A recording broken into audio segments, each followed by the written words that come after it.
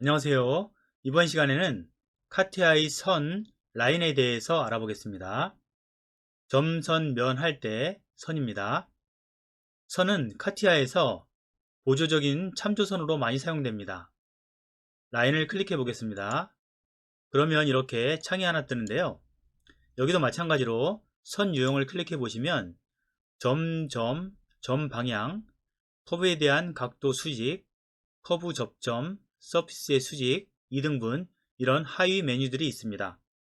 이 메뉴들을 이용해서 선을 그릴 수 있는데요. 한번 해보겠습니다. 제일 첫 번째는 점에서 점입니다. 점을 선택했더니 점 두 개를 선택할 수 있는 창이 떴죠. 먼저 첫 번째 점을 선택해 보겠습니다. 저는 이 모서리가 만나는 부분에 점을 선택해 보겠습니다. 잘 안 보이면 이렇게 확대를 시켜서 좀 인식하기 쉽게 만들어주고 점을 선택했습니다. 그 다음 반대 방향 똑같은 위치에 점을 선택해 보도록 하겠습니다. 두 번째 점을 선택했습니다. 그랬더니 카티아가 첫 번째 점과 두 번째 점을 이렇게 연결을 시켜줬습니다. 아주 간단하게 점과 점을 이용해서 선을 그릴 수 있는 것을 확인했습니다. 다른 것도 한번 해보겠습니다. 이번에는 점 방향을 사용해 보겠습니다. 클릭해 주시고 첫 번째는 점을 선택하라고 되어 있죠. 점을 선택해 보겠습니다. 마찬가지로 모서리 쪽에 있는 이 점을 선택해 보겠습니다. 점 클릭해서 선택을 해줬고요. 이제는 방향을 표시하라고 나와 있죠. 방향은 면을 선택해 줘야 됩니다. 여기 보면 이렇게 수직한 면이 있는데요. 이것을 클릭하게 되면 이 점이 이 면에 대해서 수직하게 이렇게 선을 그리게 됩니다. 간단하죠? 자, 확인 누르고 다음으로 넘어가 보도록 하겠습니다. 선을 클릭한 다음에 이번에는 커브에 대한 각도와 수직에 대해서 알아보겠습니다. 클릭해 주시고 커브를 선택해야 되죠. 커브는 곡선일 수도 있고 직선일 수도 있습니다. 이번에는 직선을 선택해 보겠습니다. 여기 길게 지나가는 선을 선택하겠습니다. 커브를 선택했고요. 그 다음에는 지원이 있죠. 지원은 보통 평면입니다. 이 평면을 클릭하고 위에 평평한 면이 있죠. 이 면을 클릭해 줍니다. 그리고 점을 잡아줘야 되는데요. 점을 클릭해 보겠습니다. 왼쪽편에 있는 모서리 점을 선택하겠습니다.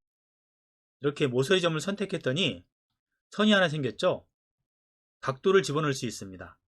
그런데 여기 각도 부분에 보니까 마이너스 90도라고 되어 있죠. 이 부분을 마이너스를 제거해서 플러스로 만들어 보겠습니다. 미리 보기를 클릭해 보게 되면 이렇게 90도가 되는 방향으로 선을 그리는 것을 볼 수 있습니다. 그런데 중간 부분에 보시게 되면 각도 부분에 화살표가 있죠. 화살표를 클릭해서 움직이시면 이렇게 수동으로도 각도를 조절해서 움직일 수가 있습니다. 물론 여기에 각도를 입력할 수도 있습니다. 이렇게 입력하시면 거기에 맞게 각도가 조절돼서 표시가 됩니다. 표시가 된 게 보이시죠? 114도를 표시했습니다.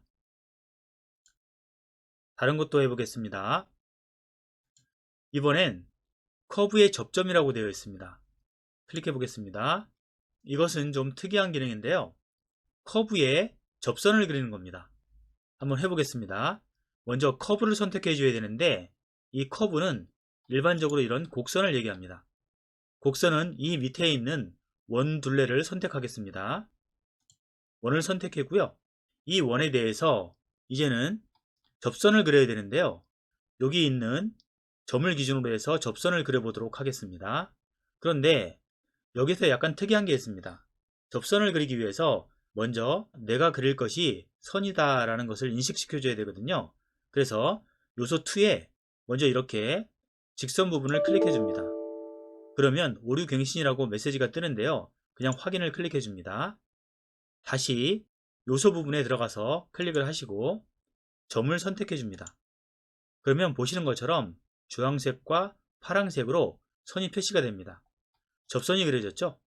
이 중에서 나는 주황색이 필요하다라고 하면 주황색을 클릭해 주시고 확인을 클릭해 보시면 이렇게 주황색이 표시되었던 곳에 선이 그려져 있는 것을 볼 수 있습니다. 여기서 중요한 것은 직선을 먼저 한번 선택해 주시고 점을 다시 선택해 준다는 것입니다. 다음으로 넘어가 보겠습니다. 선을 클릭하고 선 유형을 클릭한 다음에 이번에는 서피스의 수직을 해보겠습니다. 클릭. 서피스를 선택해야 되는데요. 서피스는 곡면도 서피스고 이렇게 평평한 면도 서피스입니다. 우리 기계 쪽에서는 이렇게 평평한 면을 많이 쓰니까 평평한 면을 선택해 보도록 하겠습니다. 클릭.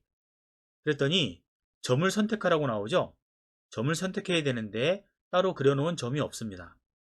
이럴 경우에 이런 모서리 점을 선택한다거나 아니면 점을 그릴 수도 있습니다. 점을 그리실 경우에는 점 부분에 마우스 오른쪽 버튼을 클릭하셔서 점을 작성하시면 되는데요.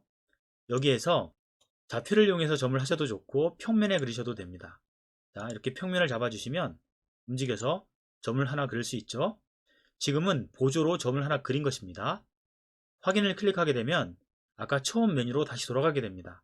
즉 라인의 서피스의 수직 메뉴로 돌아온 것이죠. 여기에서 점은 29번이 선택이 되어 있습니다. 선택이 되어 있는데요. 화면을 약간 축소해 보니까 이렇게 그 서피스에 수직하게 선이 그려져 있는 것을 볼 수가 있습니다. 보이시죠? 이렇게 선이 수직하게 그려져 있습니다. 이런 식으로 그리시면 되겠습니다. 확인을 클릭하고 다음으로 넘어가 보겠습니다.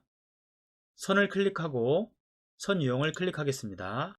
그 다음엔 2등분이 있는데요. 2등분을 클릭해 줍니다. 2등분은 선과 선이 있을 경우에 예를 들어서 여기 까만색 선이 있죠.